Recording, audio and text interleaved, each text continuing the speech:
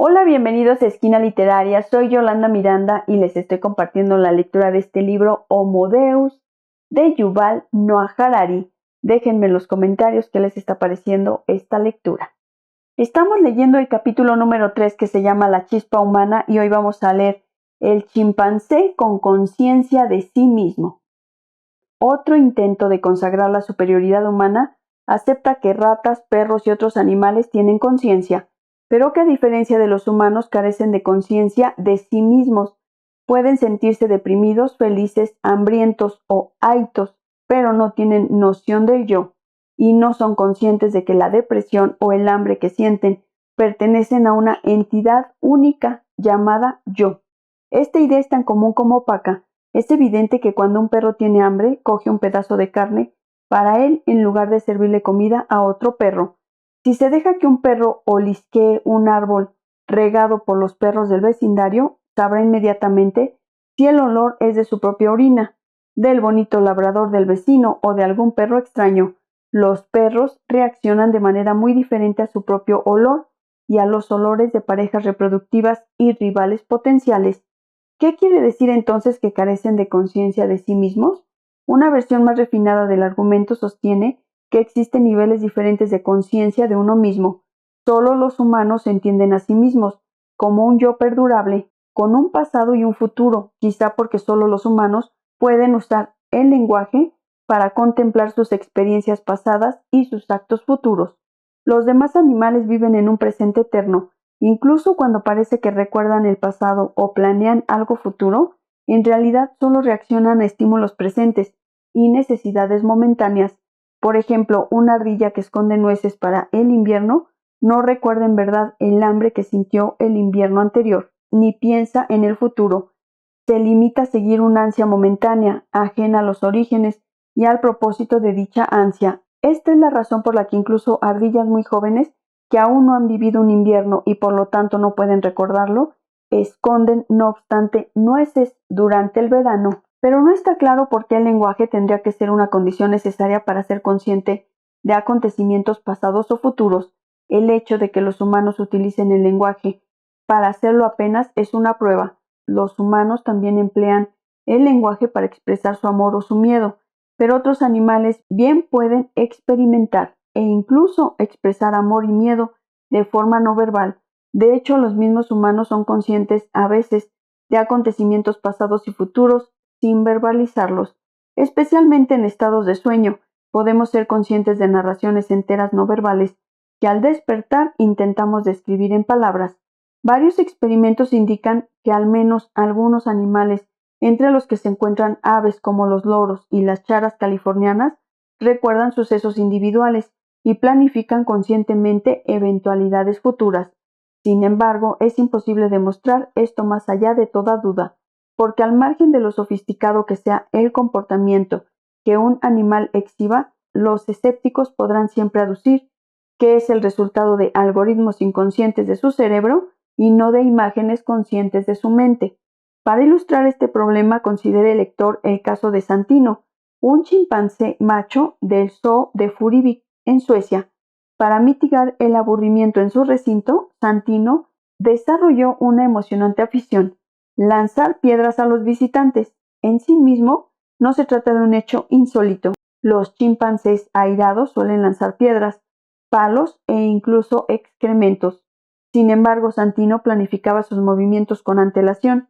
A primera hora de la mañana, mucho antes de que el zoo abriera sus puertas al público, Santino ya había reunido proyectiles y los había colocado en un montón, sin mostrar ningún indicio visible de enfado. Guías y visitantes pronto aprendieron a estar atentos a Santino, en especial cuando lo veían de pie junto a su montón de piedras, de manera que éste tenía cada vez mayores dificultades en encontrar blancos. En mayo de 2010, Santino respondió con una nueva estrategia. A primera hora de la mañana cogía balas de paja de su dormitorio y las colocaba cerca de la pared del recinto, donde se suelen reunir los visitantes para observar a los chimpancés. Después recogía piedras y las escondía bajo la paja. Aproximadamente una hora después, cuando los primeros visitantes se acercaban, Santino aparentaba indiferencia, sin mostrar indicios de irritación o agresividad, solo cuando las víctimas se hallaban a una distancia adecuada. Santino cogía de golpe las piedras de donde las tenía escondidas y bombardeaba a los atemorizados humanos que se dispersaban en todas direcciones. En el verano de 2012, Santino aceleró la carrera armamentista al esconder piedras no solo bajo las balas de paja, sino también en troncos de árboles, edificaciones y cualquier otro lugar adecuado. Pero ni siquiera Santino satisfizo a los escépticos. ¿Cómo podemos estar seguros de que a las 7 de la mañana, cuando sale para recoger piedras, Santino está imaginando cuánto se divertirá bombardeando a los visitantes humanos a mediodía? ¿No será que Santino está impulsado por algún algoritmo no consciente, al igual que la joven ardilla que esconde nueces para el invierno, aunque aún no haya vivido ningún invierno? De manera parecida, dicen los escépticos, un macho de chimpancé que ataca a un rival que lo hirió semanas antes, en realidad no está vengando la antigua afrenta. Reacciona simplemente a una sensación momentánea de ira, cuya causa trasciende a su comprensión. Cuando una madre elefanta ve que un león amenaza a su cría, se abalanza hacia el león y arriesga su vida, pero no porque recuerde que se trata de su hijo querido, al que ha estado criando durante meses, más bien se ve impelida por algún insondable sentido de hostilidad hacia el león.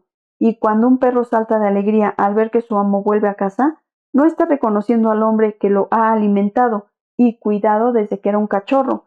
Se halla simplemente abrumado por un éxtasis inexplicable. No podemos demostrar o refutar ninguna de estas afirmaciones porque en realidad son variaciones del problema de otras mentes, puesto que no estamos familiarizados con ningún algoritmo que requiera conciencia. Todo lo que un animal hace puede verse como el producto de algoritmos no conscientes, en lugar de recuerdos y planes conscientes, de modo que también en el caso de Santino, la cuestión real se refiere a la carga de la prueba. ¿Cuál es la explicación más probable del comportamiento de Santino? Hemos de suponer que planifica conscientemente el futuro y que quien no esté de acuerdo ha de proporcionar alguna prueba en contra, ¿o es más razonable pensar que el chimpancé es impulsado por un algoritmo no consciente y que todo lo que siente de manera consciente es un misterioso impulso a colocar piedras bajo balas de paja? E incluso si Santino no recuerda el pasado y no imagina el futuro, ¿significa esto que carece de conciencia de sí mismo? Después de todo, adscribimos conciencia de uno mismo a los humanos, aunque no estén ocupados recordando el pasado o soñando con el futuro. Por ejemplo, cuando una madre humana ve que su bebé se encamina hacia una calle con mucho tráfico, no se detiene a pensar en el pasado o en el futuro.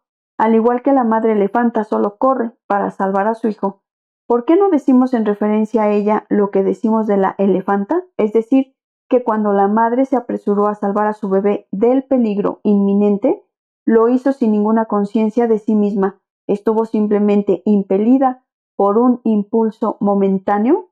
De forma similar, considérese una joven pareja que se besa apasionadamente en su primera cita, un soldado que a pesar del fuego enemigo se decide a salvar a un camarada herido, o un artista que pinta una obra maestra con un frenesí de pinceladas.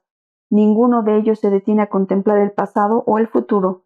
¿Significa eso que carezca de conciencia de sí mismos y que su condición sea inferior al de un político que da un discurso electoral sobre sus logros en el pasado y sus planes futuros?